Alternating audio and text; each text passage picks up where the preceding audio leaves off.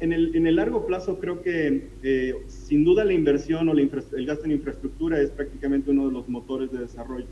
Lo que hemos estado también tratando de impulsar desde la Secretaría de Economía es tratar de permear criterios sustentables y déjenme aquí muy rápidamente y cerrar esta sección con esta una clase de reflexión en realidad, una especie de reflexión de que estamos haciendo internamente.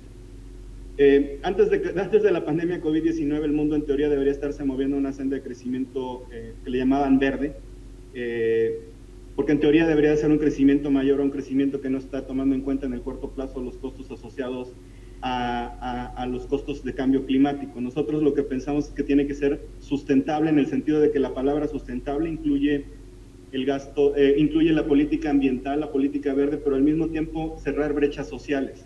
Y por eso la sustentabilidad tiene que ver con abordar estos retos que estamos viendo hacia adelante. Entonces, creo que hacia adelante tenemos que empezar a incorporar estos criterios, pero principalmente cerrar las brechas sociales que tiene un país como México con una gran desigualdad, en una región sumamente desigual como es Latinoamérica. Entonces, creo que en el muy corto plazo la recuperación tenemos que tratar de que sea sostenida, y en el mediano y largo plazo tenemos que converger a un crecimiento.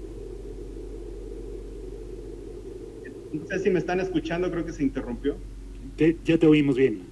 Se cortó un segundo, pero te oímos bien, Gabriel, adelante.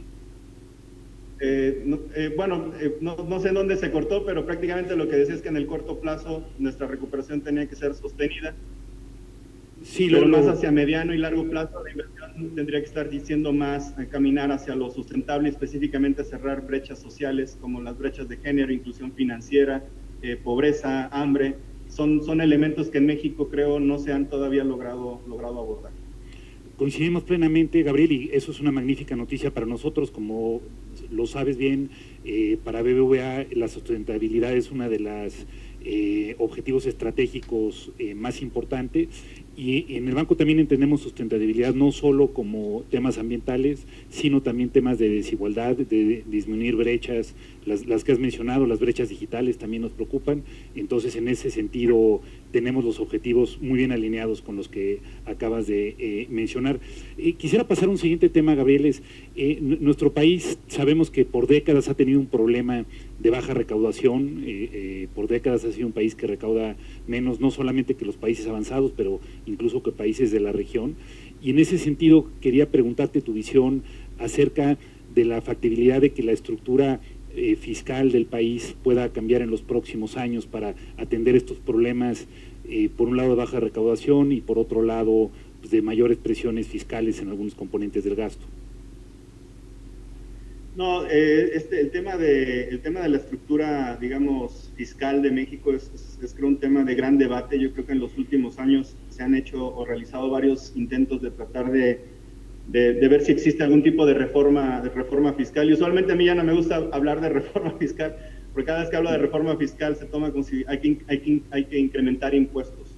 Y en realidad esa no es la visión de la actual administración. Yo creo que ha estado muy centrado y se vio, y yo creo que durante el COVID lo tratamos de hacer, de evitar a toda costa tener una medida procíclica de incrementar los impuestos. ¿Sí me escuchan? Sí, te oímos bien. De incrementar los impuestos en una situación donde la economía precisamente lo que menos necesita es más carga. México en realidad, como lo dices, es un país que históricamente ha recaudado muy poco comparado con países como pares como en Latinoamérica. Estamos atrasados en ese sentido, inclusive que algunos países de Sudamérica o de Centroamérica. Y esto lo que nos da una idea es que tenemos una área de oportunidad muy importante que se puede tomar, ¿no? Ahora, yo creo que la pregunta es entonces cómo lo abordamos, cómo lo hacemos. Y yo creo que la razón de esta baja recaudación es la alta evasión que existe en el país. Es un país en el que el Fondo Monetario ha estimado que la evasión tan solo del IVA es de alrededor del 2.5% del PIB. Es prácticamente el monto que se ha estado anunciando de inversión, si lo queremos poner en perspectiva. O sea, es un monto considerable. Al mismo tiempo también existen otro tipo de tasa cero o de excepciones que existen sobre la impuesta, y eso implica una baja recaudación y una evasión fiscal muy importante. Entonces, yo creo que en una primera etapa lo que el gobierno ha hecho es tratar de combatir la evasión, cerrar estos huecos legales o normativos que existen que pueden ser tomados como ventaja para poder evadir, y tratar de trabajar también en la percepción de riesgo. Pero precisamente en una situación como la que estamos viviendo, que es el COVID, donde hubo un confinamiento muy fuerte, lo que era también un tema más de justicia era que los contribuyentes que ya pagan no tuvieran que cargar con el costo de este impacto. Y es por eso que se aceleró aún más, inclusive por parte de la Autoridad Tributaria de México, acciones de combate a la evasión. Entonces yo creo que un primer punto es reducir la evasión y mejorar la... Luego obviamente viene un segundo debate que creo que es más profundo e implica un debate más amplio hacia todos los sectores, porque el primero tiene que ver con un tema de eficiencia y un tema hasta, tal vez de justicia, que paguen los que deliberadamente han evadido el fisco. Pero hacia un segundo, ya más en el corto plazo, hacia el mediano plazo, la pregunta que tú haces es más sobre si tendríamos o no que revisar la estructura fiscal. Y yo creo que sí la tenemos que revisar. Hay algunos digamos, impuestos que no son tan progresivos o que podríamos incrementar el nivel de progresividad. Obviamente alrededor siempre de estas discusiones hay una economía política muy intensa. México, si recordamos, tal vez en la última década ha habido 3 intentos de homologar la tasa del IVA, y probablemente no es por ahí derivado de las lecciones que hemos aprendido de la economía política del país. Pero sí, yo creo que sí hay que revisarlo. Creo que hay áreas de oportunidad. Si combatimos la evasión, podemos reducir la brecha del 2.5% de evasión del PIB, al mismo tiempo que si incrementamos la base de contribuyentes, hacemos crecer el país. Creo que la recaudación podríamos incrementarla, igualarla, no a niveles de economías avanzadas, tal vez a los pares de Latinoamérica, pero esto sin duda dotaría al gobierno de mayores recursos para realizar mayores inversiones, tanto físicas como sociales.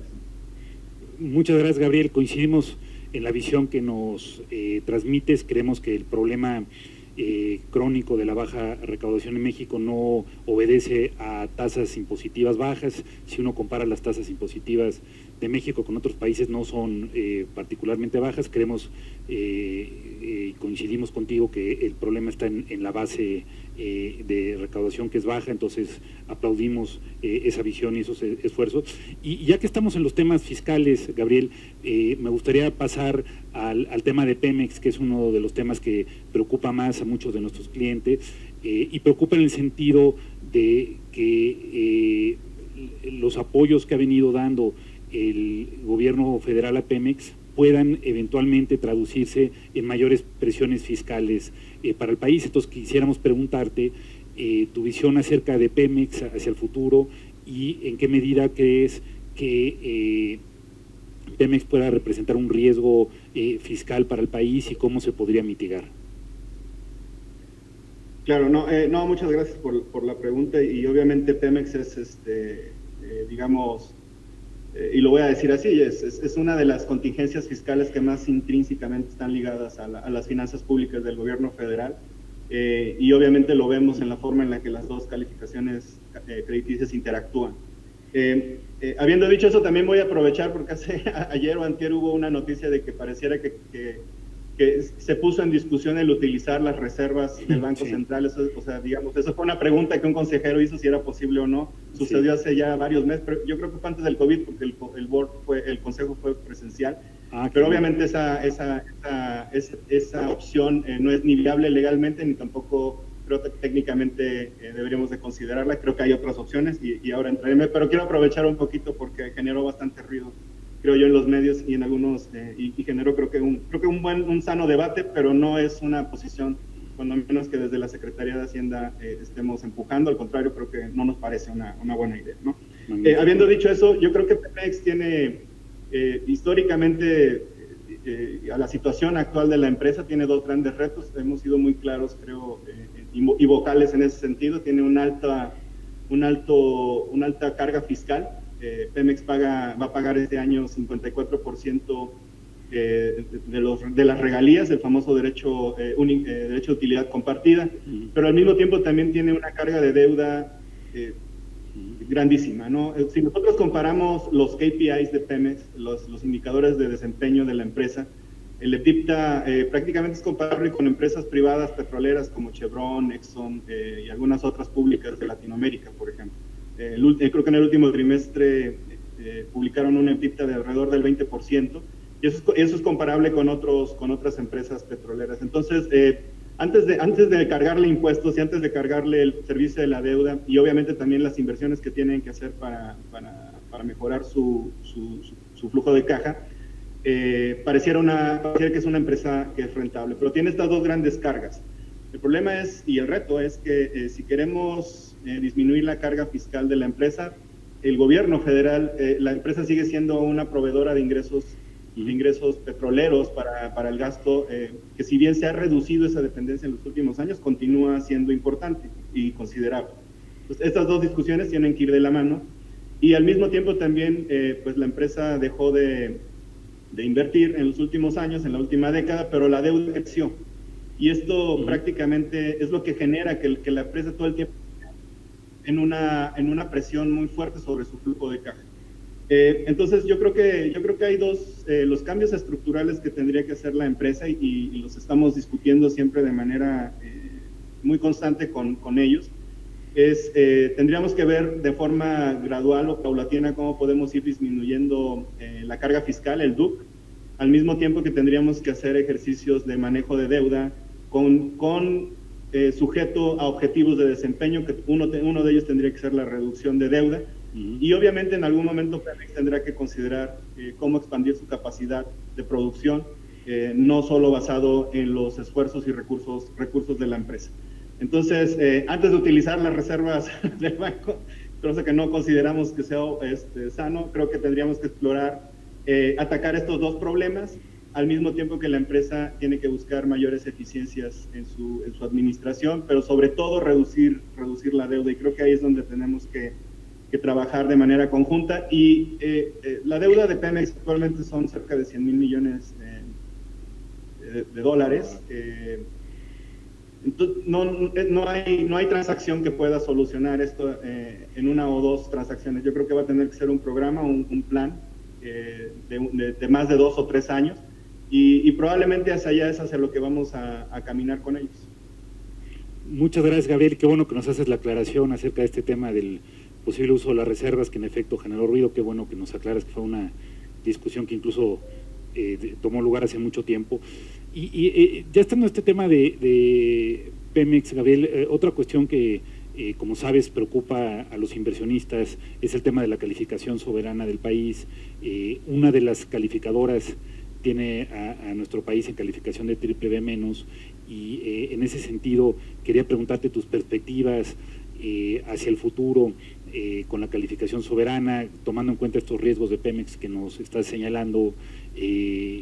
¿Cómo la ves tú al cabo de unos años? ¿Cómo la ves en relación a lo que puedan hacer las calificadoras con muchos países en el mundo, ahora que ha habido un deterioro generalizado por el COVID, y si percibes algún riesgo de que alguna de ellas, en particular la que nos tiene en este escalón más bajo, pueda bajarla por debajo del grado de inversión?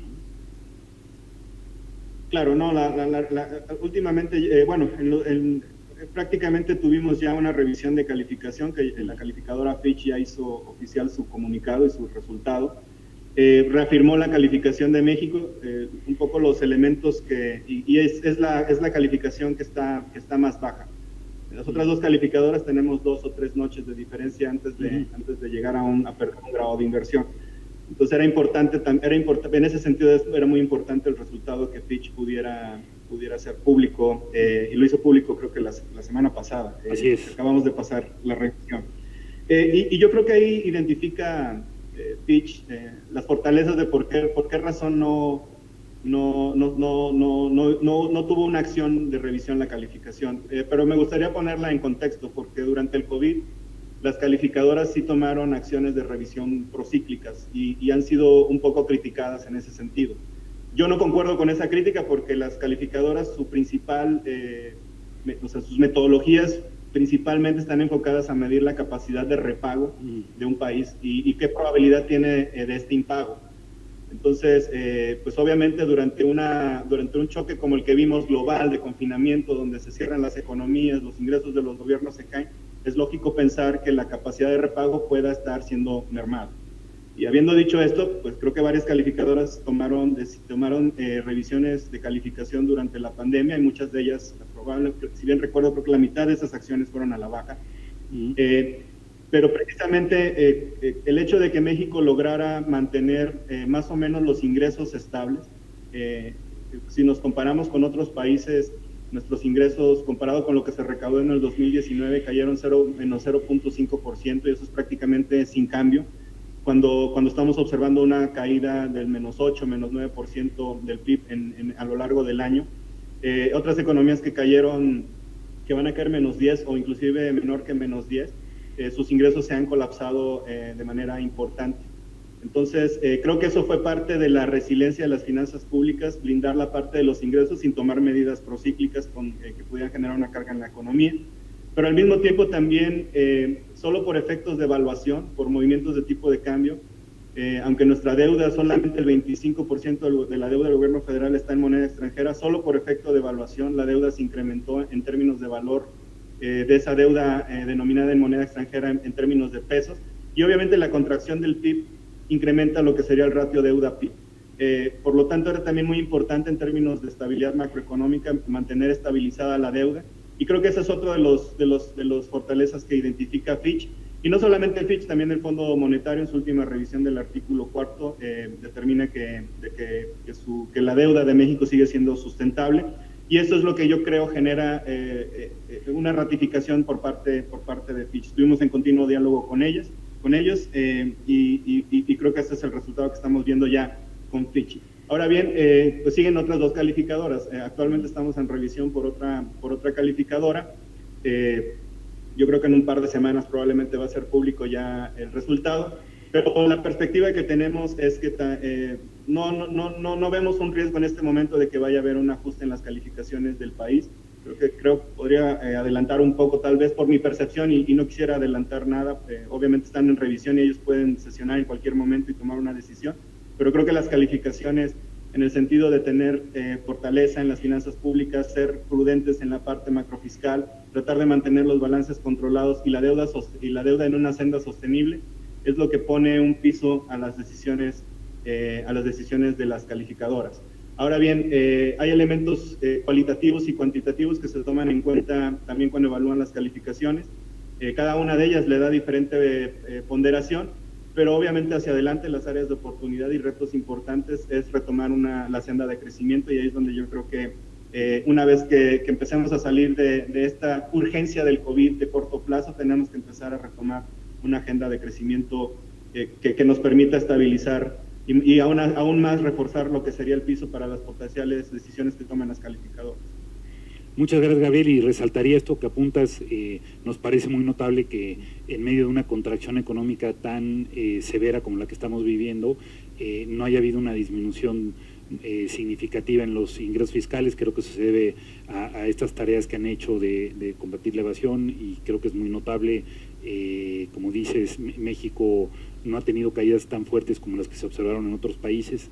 Y siguiendo en estos temas fiscales, Gabriel, un tema que hemos estado siguiendo es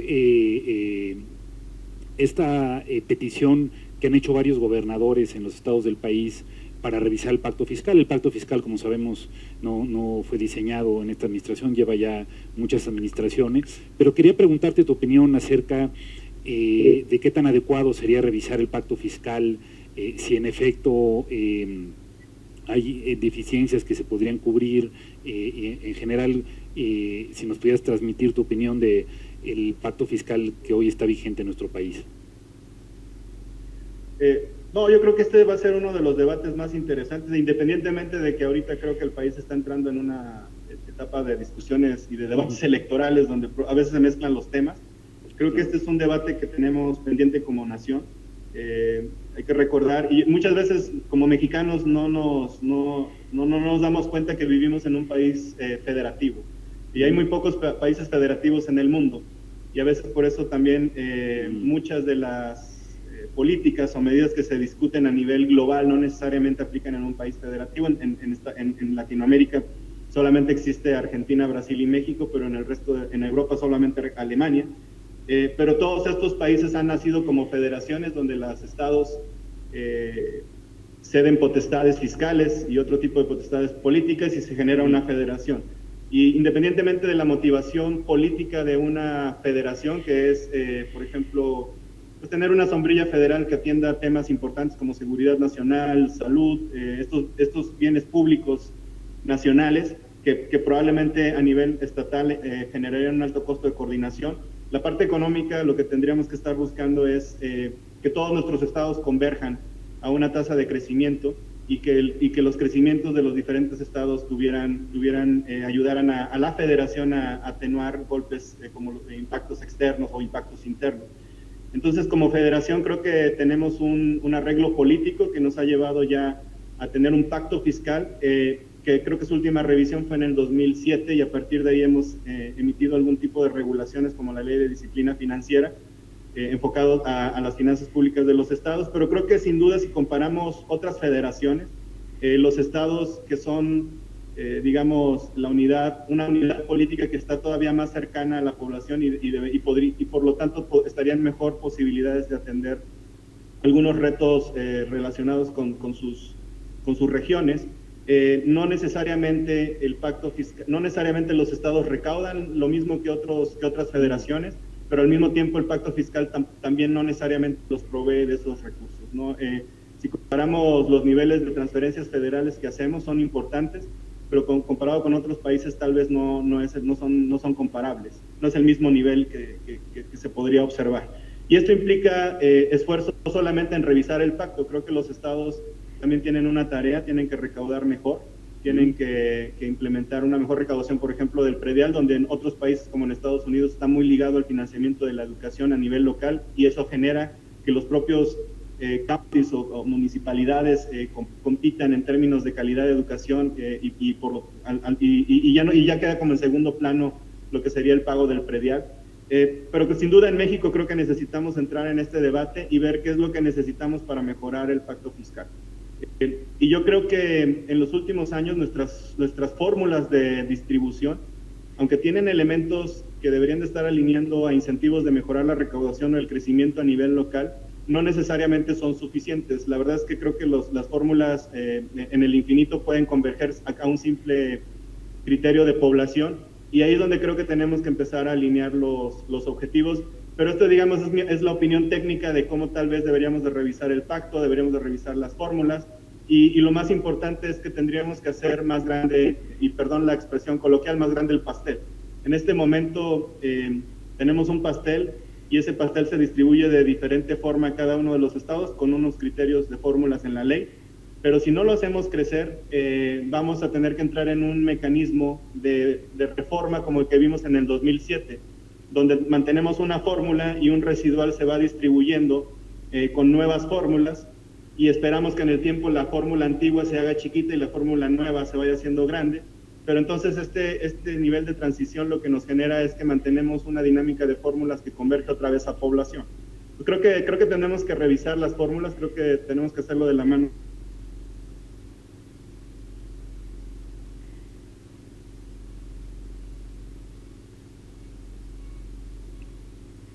Me parece que te perdimos, Gabriel, ¿nos puedes oír?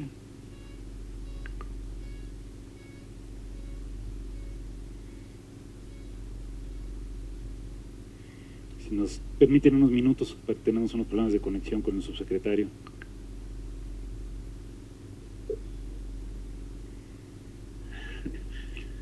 No sé si me escuchan ahora, pero... Ahora ya te cortaste unos segundos, Gabriel, cuando nos hablabas acerca de la necesidad de revisar las fórmulas y tener esta discusión del pacto fiscal. No, era ya nada más para terminar que la discusión creo que tiene que ser técnica, tiene que ser centrada en hacer más grande el pastel, pero al mismo tiempo revisar las fórmulas y que estas fórmulas generen o contribuyan a que los incentivos se alineen. Y la pregunta es cuáles son estos incentivos. Los incentivos creo que tendrían que ser mayor recaudación local, mayor crecimiento subnacional y al mismo tiempo también mayor provisión de servicios públicos, una mejor provisión de servicios públicos. Y en ese sentido, la dotación de mayores recursos debería realmente de permear e impactar estos incentivos, estos criterios que no son exclusivos, puede haber más, ahorita solamente mencioné algunos. cómo no, Gabriel, y coincidimos plenamente en que hay un equilibrio que lleva mucho tiempo, en el que los estados y municipios han estado obteniendo recursos exclusivamente por concepto de transferencia, pero que falta un mayor esfuerzo para recaudar algunos impuestos que por su naturaleza son locales. El principal es el que señalas del predial, que es un impuesto fácil de recaudar y progresivo. Entonces nos parece a nosotros también que en esta discusión habría que introducir incentivos para que los estados comiencen a recaudarlo, y creemos también que, como mencionas, en una federación es sana que haya una competencia incluso en cuestiones fiscales y en cuestiones de provisión de servicios, para que las personas puedan decidir en dónde vivir de acuerdo a la calidad educativa, o las empresas dónde ubicarse de acuerdo a la provisión de servicios. Estos criterios generales que señala coincidimos con ellos, son preocupaciones que tenemos nosotros hace tiempo. Antes de pasar algunas preguntas de nuestro auditorio, Gabriel, quisiera cerrar esta sección. Otra de las áreas de responsabilidad que tienes bajo tu cargo en la subsecretaría es el sistema financiero, preguntándote cómo ves al sistema financiero de cara a esta crisis por el COVID, qué fortalezas ves, si ves que hay algunos riesgos potenciales, en particular el sistema bancario, qué tan preparado está ante la caída económica que estamos viendo consecuencia de la pandemia. Yo creo que inclusive como para poner en perspectiva una pregunta tan importante como es qué tan fuerte se ve la solidez del sector bancario de un país y sobre todo en México. Digamos, en el 2009 la secuencia de eventos fue al revés que la que estamos observando en este momento, ¿no? Tuvimos una gran crisis financiera que devino del sector, digamos, real, pero que se transmitió muy rápidamente al sector bancario. No necesariamente en México, pero a nivel global, en algunas economías avanzadas. Y esto generó un problema de solvencia en algunos casos en el sector bancario en estos países que prácticamente generó un desequilibrio global. Y luego tuvimos un poquito el surgimiento de la influenza, la H1N1 en México, donde tuvimos un confinamiento muy parcial y de muy corto plazo. Entonces los eventos, cuando los vemos entre el 2009 y 2010, están mezclados los impactos. En esta ocasión prácticamente sucedió al revés, con la diferencia que primero surgió una pandemia, pero la pandemia no fue local, prácticamente fue global. Y los bancos, de alguna manera, pues ya habían venido trabajando con las lecciones aprendidas del 2009, 2010, mejoras regulatorias que hubo en Basilea III, todos estos índices de capitalización y de reservas preventivas se empezaron a implementar. Y México continúa siendo pues miembro activo del Financial Stability Board y trabajamos muy de cerca con los países precisamente para que nuestro sistema bancario esté alineado con las mejores prácticas internacionales. Y esto es por la parte regulatoria, pero obviamente cada banco creo ha reflejado una gran responsabilidad de mantener sus gestiones en este sentido alineadas con las mejores prácticas internacionales. Entonces, yo lo que diría es tenemos un sistema bancario bastante fuerte, bastante robusto. Lo que nos preocupaba al inicio de la pandemia era si la pandemia iba a durar poco, como se pensaba al inicio en todo el mundo, que iba a durar 6, 7 semanas, el confinamiento, en realidad lo que tendríamos que estar pensando era en generar puenteos de liquidez para todos para los negocios, pero también para los individuos, ¿no? Y una de las primeras acciones que se tomaron fue proveer de facilidades regulatorias a los bancos para que pudieran suspender el cobro de intereses, el cobro de capital en algunos créditos bajo ciertos criterios. Obviamente la pandemia no duró lo que se pensaba al inicio, ya tenemos muy claro todos los países que esto va a durar probablemente todavía 8 meses más. Y esto lo que nos ha generado por parte también de como autoridades regulatorias es expandir una segunda facilidad donde se permitan ciertas reestructuras, y creo que los bancos han tomado un rol muy importante en esto. Pero obviamente entonces el riesgo cuando tomamos este tipo de facilidades es que los bancos puedan ver incrementadas sus carteras vencidas. Y en la medida en la que estas carteras vencidas se puedan incrementar, entonces el riesgo de una contaminación de algo que todavía está en el sector real pase al sector financiero, digamos, creemos que es bajo en este momento, es muy bajo, pero se puede empezar a incrementar. Entonces, es muy importante la coordinación con el sector financiero y el sector bancario principalmente. Lo que vemos actualmente es que los bancos tienen altos niveles de capitalización. Estos niveles, de hecho, de capitalización se han incrementado un poco durante la pandemia, se han incrementado el nivel de depósitos como sector, como sector.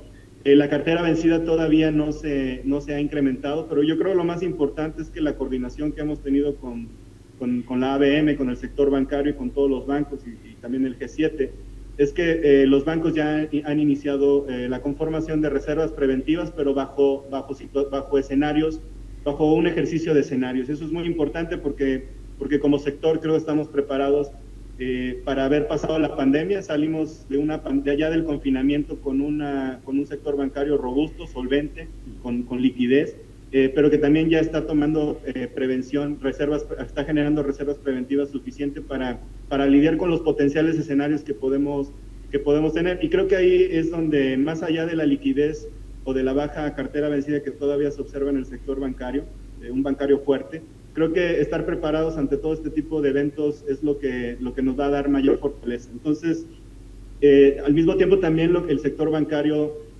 su rol va a ser muy importante como proveedor de financiamiento durante la recuperación, durante el confinamiento, donde hay donde los esfuerzos para incentivar el consumo son limitados porque todo está cerrado y no hay nada que consumir en realidad más que comidas y bebidas, como lo que hemos visto, inclusive ahí fue donde se disparó un poquito la inflación. Lo que estaríamos esperando es entonces en la recuperación los bancos tomaran un rol más importante, y por eso es importante que salgan de esto con la solidez que están reflejando el día de hoy. Entonces creo que tenemos un sector bastante robusto, con liquidez. En general el sector financiero creo que está en esta situación. Hemos observado cada uno de los mercados y hemos observado y realizado pruebas de estrés con cada uno de ellos. El sector asegurador sin duda también está en la misma solidez, pero hacia adelante va a tomar un rol importante, sobre todo en este tipo de coberturas ante eventuales eventos como los que vimos con la pandemia. Las AFORES también en este momento al principio generaron minusvalías, pero de pronto lograron, debido a la flexibilidad de sus regímenes de inversión, lograron revertir estas minusvalías, ahora tienen plusvalías. Y entonces creo que en general los mercados están trabajando bastante bien, los mercados de bonos de alguna manera se dislocaron al inicio del COVID, pero lo que estamos viendo es que ya empiezan a haber salidas en los mercados, los mercados accionarios también están reaccionando, y ya estamos viendo más emisiones de corporativos, tanto públicos como privados, inclusive soberanos ya han salido a emitir. Entonces creo que tenemos un sector financiero con una fortaleza y que va a tener un rol muy importante durante la recuperación como fuente de financiamiento. Y hacia adelante también lo que querríamos es tener una agenda de reforma muy importante con el sector financiero, precisamente para hacerlo crecer, para hacerlo más profundo y para hacerlo uno de los principales motores de crecimiento. Muchas gracias, Gabriel. Coincidimos, creemos nosotros que lo más importante es preservar esta solidez del sistema bancario. Desde luego ha habido una menor demanda por crédito consecuencia de esta pandemia, pero creemos que una vez que empiece a darse la recuperación y se reactive la demanda, en nuestra perspectiva la banca estará lista para atender esa demanda, sobre todo debido a la solidez de sus balances. Si te parece, Gabriel, quisiera hacerte un par de preguntas que nos han llegado del público. Una primera menciona que, estando de acuerdo contigo que el problema recaudatorio en México es un problema de la base, mencionan que fundamentalmente se debe a un problema de la alta informalidad que tiene nuestra economía, y en ese sentido la pregunta para ti es ¿qué se podría hacer y qué piensa la Secretaría de Hacienda que se podría hacer para reducir los niveles tan altos de informalidad que tenemos en nuestro país? Sí, muchas gracias por la pregunta, y sin duda el reto en México, uno de los retos principales en México en términos económicos es cómo logramos reducir o atender la informalidad, ¿no? Lo que vimos prácticamente ahora durante el COVID es gran parte de los empleos que se perdieron fueron informales. Prácticamente, si recuerdo ahorita, fueron 12 millones y creo que ya hemos recuperado alrededor de 7. Exacto. Sin embargo, y en la parte formal se perdieron 1 millón de empleos y creo que ya se han recuperado cerca de, creo que, si me acuerdo bien, 600,000, 700,000. Entonces todavía no estamos a niveles prepandemia, pero lo que causa, digamos, el asombro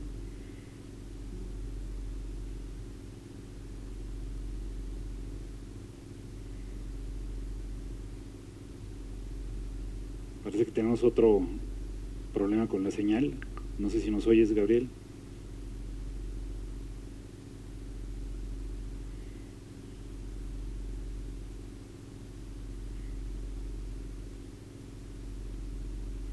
Les pedimos un poco de paciencia, que estamos teniendo otro problema de comunicación. ¿Sí? ¿Ya me escuchan, Carlos? Ya. Perdón, se cortó todo esto, pero ya te oímos bien otra vez, Gabriel. Adelante. Estoy en Palacio y como los muros son medios gruesos, el wifi a veces... Falla, no te preocupes, ya te oímos bien. Una disculpa por eso. No crean que desconecté la computadora. No, para nada. Lo que decías, creo que sin duda es uno de los grandes retos, la informalidad, y yo creo que los grandes retos también es cómo la abordamos. Y la verdad es que las soluciones son múltiples y tienen que ser ejecutadas con una secuencialidad y tienen que ser ejecutadas con varias reformas, ¿no? Ya México, yo creo, ha estado en los últimos 2 años, se han abordado ya, digamos, una agenda que pretende flexibilizar y mejorar el mercado laboral, ¿no?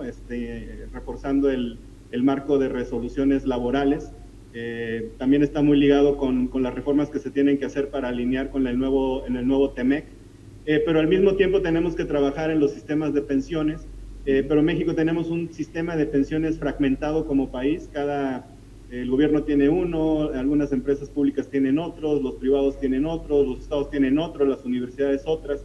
Entonces creo que tenemos alrededor de 170 sistemas de pensiones fragmentados, y ahí es donde tenemos que también trabajar para tratar de incorporar a aquellos trabajadoras que están en la informalidad. Pero también sin duda, y digamos en los últimos años también se han tomado acciones para mejorar los ingresos reales de los trabajadores. Entonces creo que ya se han empezado a sentar las bases para empezar a mejorar el mercado laboral y tratar de capturar mayores trabajadores informales. Si tomamos en cuenta que el salario mínimo se ha incrementado en los últimos 2 años considerablemente en términos reales, alrededor del 2%, lo que hemos visto inclusive es que la participación laboral se ha incrementado con este incremento salarial. Entonces, no hay una sola solución, creo que la tenemos que ver de manera multidimensional, y obviamente muchas de las secretarías tendremos que estar coordinadas para atenderlo al mismo tiempo, pero sin duda creo yo también lo que tenemos que hacer es crecer como país. En la medida en la que crezcamos como país, vamos a lograr que más empresas informales o trabajadores informales se muevan a la formalidad, y en la medida en la que logremos flexibilizar los mercados laborales al mismo tiempo que dotar de un sistema de pensiones y otro tipo digamos, de andamiaje o estructura institucional, vamos a poder lograr o resolver este problema, y no es un problema que se resuelve de un año a otro. Habiendo dicho eso, también hay otras mejoras que podemos llamar como de administración pública, que creo que también se tienen que tomar y que México no tiene cuando los comparamos con otros países. México, por ejemplo, no tiene un código fundacional. Cada mexicano tiene distintos números de identificación dependiendo si se utiliza el IFE, el pasaporte. Los jóvenes no tienen IFE.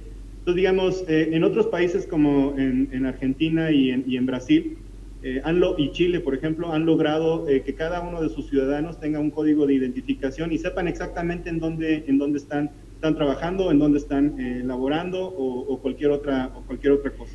Este sistema en México no lo tenemos, y eso también dificulta un poco poder generar o poder atender la informalidad en el país. Entonces, yo creo que mi reflexión y mi mensaje y la respuesta es, estamos analizándolo desde todas estas perspectivas, y creo que desde todas estas dimensiones, y creo que vamos a tener que trabajar de la mano no solo con muchas secretarías como Economía, Trabajo, como gobierno prácticamente, y vincularnos con el sector privado, pero tenemos que hacer reformas y mejoras en poquito.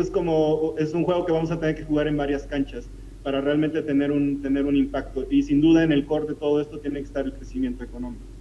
De acuerdo, Gabriel, y nosotros creemos que una de las razones por las cuales nuestro país tiene bajos niveles de inclusión financiera es este alto nivel de informalidad. Es complicado ofrecer servicios financieros a la población informal, y una cuestión en la que hemos estado pensando durante mucho tiempo, y me alegra mucho oírla de ti, es la necesidad de tener un mecanismo único de identificación.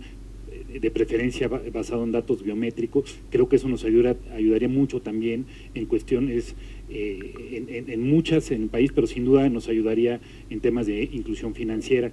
Gabriel, otra pregunta que tenemos antes de finalizar, de hecho, que es una inquietud más generalizada entre algunos de nuestros clientes en los últimos días, en general nos mencionan y nosotros tenemos también un acuerdo en que el tema de la figura del outsourcing en nuestro país había sido una figura de la cual se había abusado.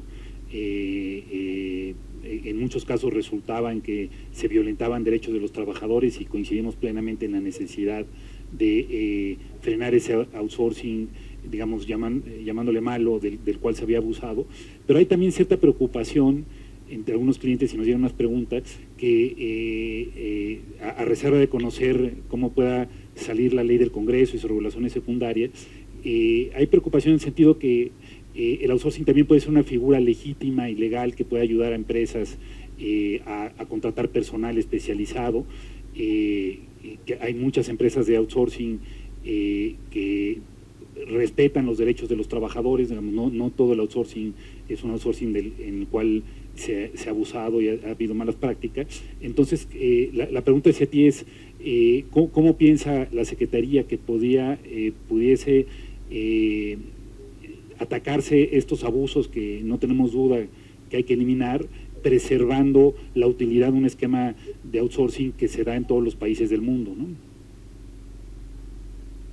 Sí, claro, no, sin lugar a dudas creo que es una figura de la que se abusó, y yo creo que más que nada la motivación del gobierno es tratar de proteger a los trabajadores que no necesariamente estaban siendo incorporados, por ejemplo, a los sistemas de seguridad social, o bien que no tenían las mismas prestaciones que otros trabajadores que estaban, aunque están como pareciera que están en una parte como semiformal de la economía, y no quedan bien definidos sus derechos ni tampoco sus responsabilidades, ¿no? Pero sobre todo los derechos, y yo creo que la motivación del gobierno de revisar la figura del outsourcing va más en el sentido de proteger los derechos de los trabajadores en esta parte donde se abusó, pero sin lugar a dudas, efectivamente yo también coincido, creo que no hay que satanizar el vehículo en sí. Más bien creo que estas decisiones fueron tomadas no por los vehículos, ¿no? Los vehículos no están formados en abstractos, son empresas dirigidos por individuos, por personas, y estas son las personas que han decidido utilizar o ver cómo se utiliza de manera, pues, digamos, ventajosa un vehículo como el outsourcing.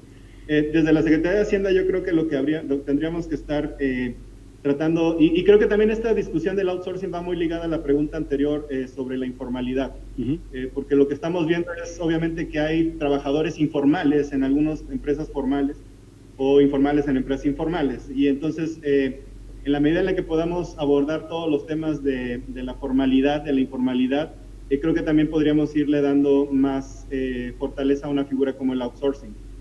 Yo creo que de la misma manera como en otros temas donde se ha abusado de ciertas figuras, yo creo que dejar claro, muy claro lo que es el marco jurídico, el marco normativo, pero al mismo tiempo también las herramientas que pueda tener el gobierno, ya sea para penalizar o bien para discriminar cuáles son las empresas que lo están haciendo bien. Creo que ahí es donde tenemos tal vez que trabajar, independientemente de que se logren blindar los derechos de los trabajadores, y luego generar reglas muy claras de cómo y cuándo el outsourcing puede tener una contribución y valor agregado sin necesidad de violar los derechos de los trabajadores en una economía como la que estamos viviendo, como la que tenemos en México, ¿no? Con altos niveles de informalidad, pero también donde no necesariamente a veces tenemos los sistemas para poder hacer este tipo de screening o digamos identificación previa ex ante de riesgos. Entonces creo que ahí es donde tenemos que trabajar, y el gobierno creo que también tiene una tarea importante. En Hacienda creo que el SAT es un vehículo importante para poder hacer este tipo llamémosles de screening de riesgos o algún tipo de certificación.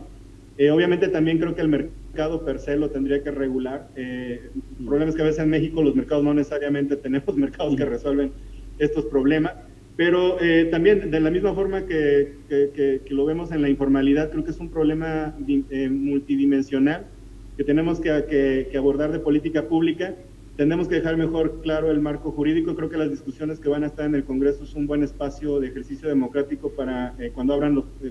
no estoy seguro si ya hicieron parlamentos abiertos, pero ahí el debate es muy nutrido y es un espacio que dura muchas horas donde se expresan estas preocupaciones.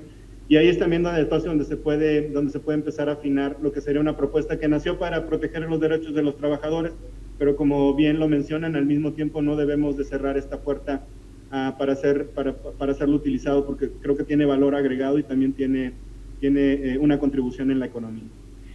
Pues muchas gracias, Gabriel. Con esto concluiríamos. Quisiera primero que nada agradecer que nos hayas dado tu tiempo esta mañana, para nosotros es sumamente útil, y mencionar que coincidimos con los objetivos que crees que deben ser metas para este país: mayor crecimiento, mayor inversión, reducir la informalidad, aumentar la base tributaria. Todos estos son objetivos que compartimos plenamente y con los cuales puedes contar con el apoyo nuestro, sin duda alguna. Gabriel, muchísimas gracias por tu tiempo, de verdad lo valoramos mucho, y valoramos el que hayas tenido respuestas tan francas y tan claras para nosotros. Muchas gracias. No, al contrario, Carlos, muchísimas gracias por invitarme al foro, y un saludo a todo el equipo de BBVA, y les deseo que tengan una muy buena mañana. Muchísimas gracias a todos ustedes. Gracias, Gabriel. Muy buen día.